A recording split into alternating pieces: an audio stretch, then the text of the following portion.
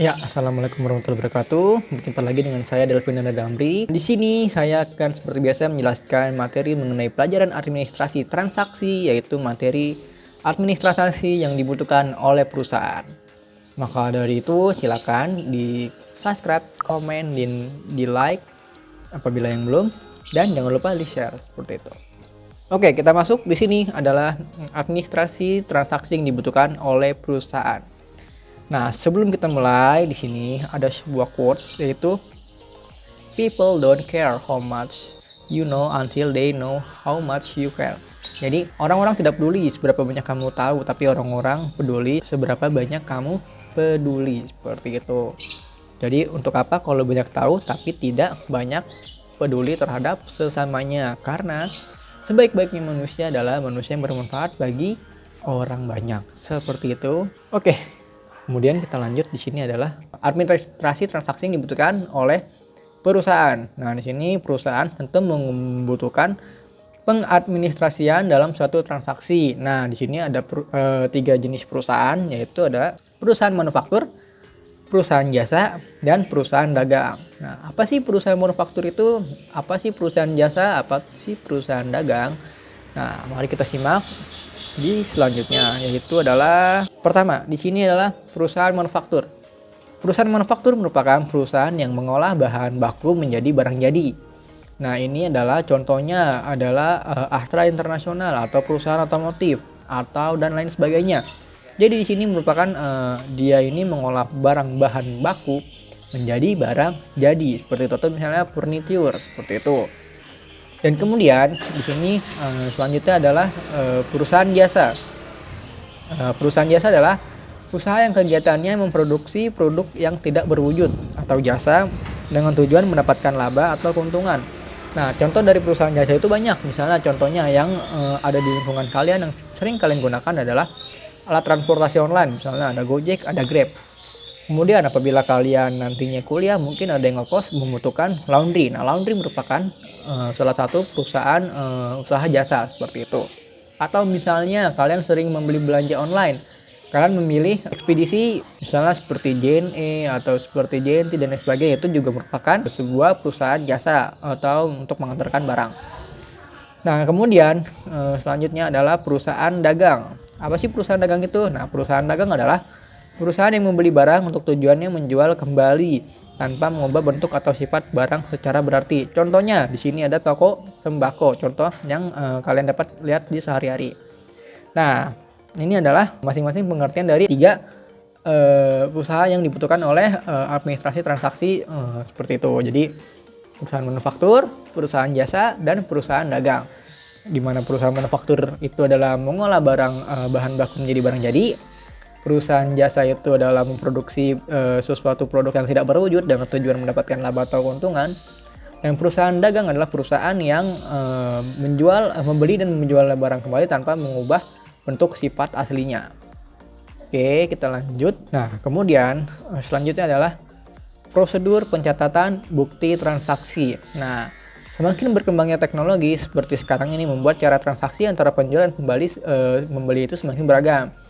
Nah, biasanya setiap ada barang masuk ataupun barang keluar yang sekarang ini sudah dilakukan oleh banyak kegiatan perusahaan atau wirausaha atau pengusaha itu melakukan pencatatan bukti transaksi. Nah, agar apa? Agar memudahkan mendata di dalam keuangan seperti itu. Nah, di sini bisa kalian dilihat layar kaca kalian, ada pengertian bukti transaksi. Bukti transaksi adalah suatu dokumen asli yang menjadi alat untuk merekam seluruh transaksi yang terjadi. Nah, seperti yang saya bilang, mengapa diperlukan? Karena barang masuk dan barang keluar itu semuanya terekam di bukti transaksi seperti itu. Nah, selanjutnya ada analisis bukti transaksi. Nah, bukti transaksi mempunyai manfaat antara lain yaitu sebagai bukti tertulis atas transaksi yang telah dilakukan untuk menghindari kemungkinan terjadinya permasalahan di kemudian hari.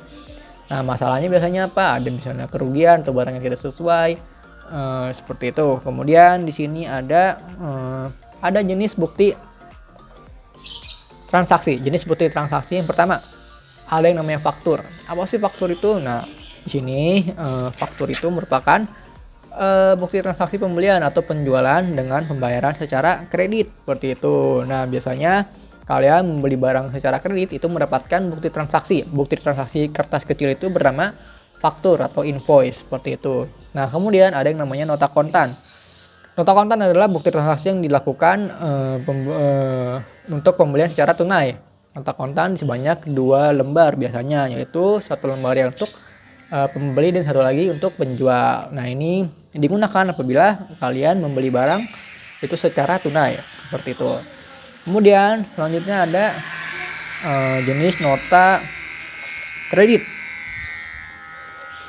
Nah, nota kredit atau debit. Nota kredit adalah surat bukti terjadinya pengurangan piutang usaha karena adanya pengembalian barang dagangan atau penurunan harga karena terjadinya kerusakan atau ketidaksesuaian kualitas barang yang dikirim dengan yang dipesan. Nah, selanjutnya ada kwitansi. Kwitansi adalah tanda bukti terjadinya pembayaran yang ditandatangani oleh penerima uang. Dan selanjutnya di sini ada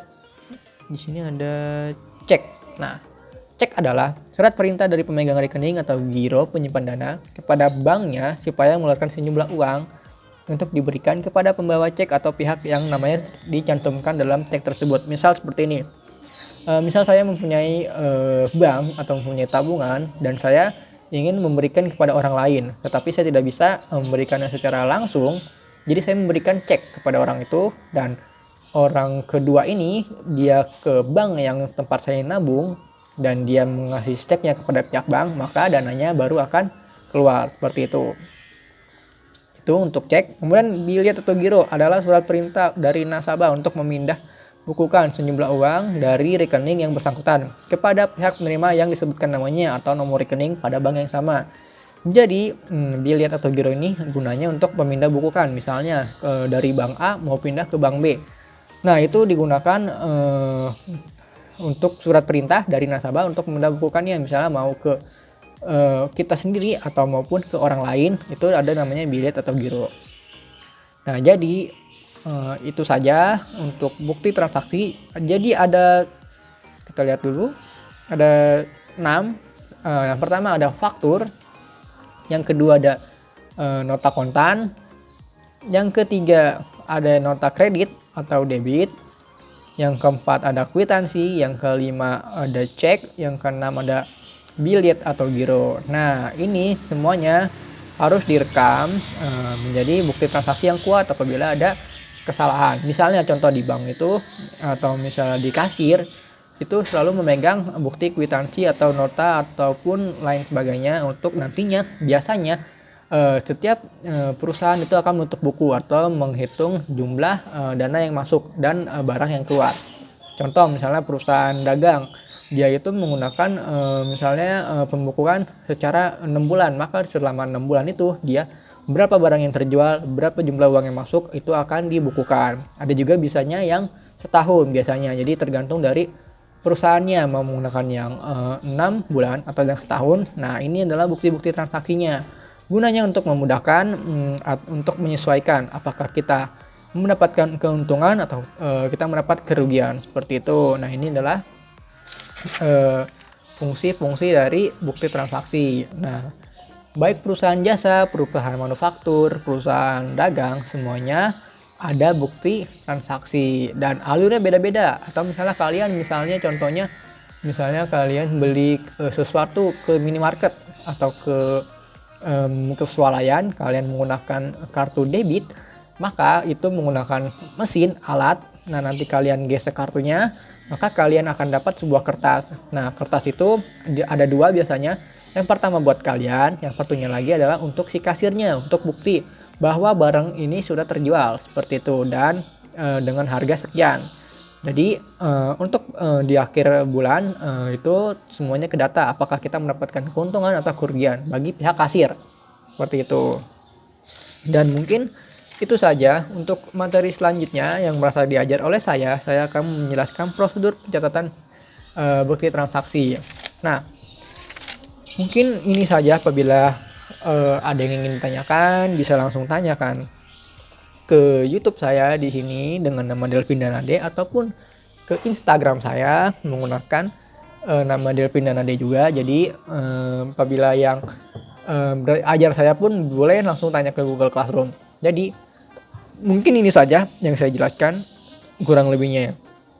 Mohon maaf apabila ada salah kata atau salah perbuatan. Dan ini kalian bisa dapat pelajari di internet maupun di buku paket LKS dan lain sebagainya. Di sini saya mengambil buku dari Pratama Chandra Priyo, Administrasi Transaksi. Nah, itu saya mungkin, kurang lebihnya mohon maaf apabila ada salah kata atau perbuatan.